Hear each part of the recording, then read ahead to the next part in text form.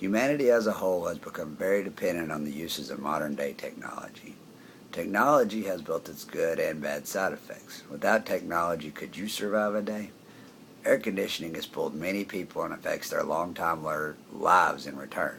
In a recent study done by a writer that works for Livestrong.com, during a 28-year period, the rate of obesity in children ages 6 to 11 increased from 6.5 to 9.6%.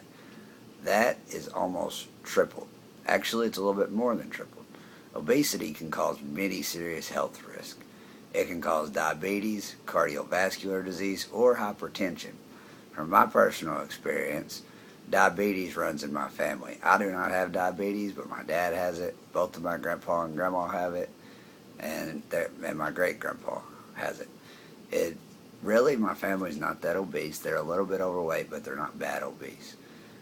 I think mostly the thing that really pulls my family down is it's very hereditary. There are many things such as heart attacks and diabetes in my family that run through.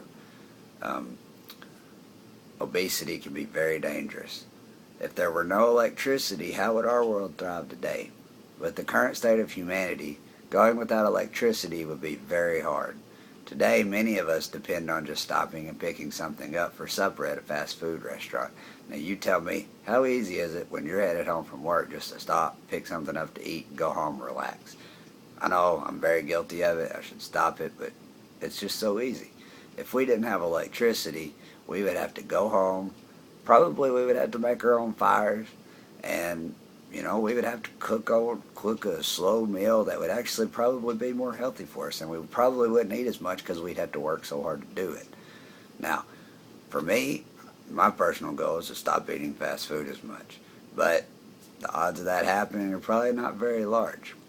Socially, our lives stay connected over the internet, and an obsession with social networks and texting can destroy a relationship. Some people are so obsessed with their phones that they lose time with their family.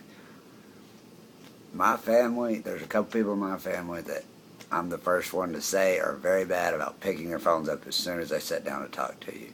Now, I know, and everybody else knows, if someone, whether I'm going out on a date, whether I'm talking to my family or anything, if I go out and do anything talking to somebody and they lay their phone on the table and we're sitting there talking and they pick it up and start texting somebody, to me that's rude. I do not agree with that. I don't think that anyone should do that. That just totally shows me that it doesn't really matter if you talk to me or not.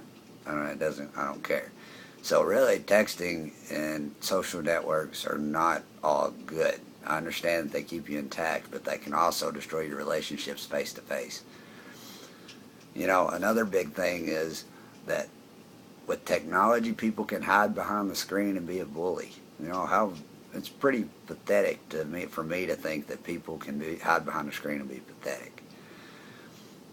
I mean, bullying is something that people should never overlook because it's always going to happen to somebody. Some people just take it more seriously than others. You just got to watch what you got to say. But bullying is a whole other topic that I'm not going to get into. Without technology, the online part of the bullying obviously wouldn't be happening. Now, from my personal experience, this is one of my old phones, iPhone, of course, had Facebook, had Twitter, all those cool things that people were into. After I got rid of my iPhone, I had to go to another phone for a little while until my update was ready and everything. To be honest with you, I felt really good about myself. I didn't really get on social networks. I didn't spend that much time on the internet.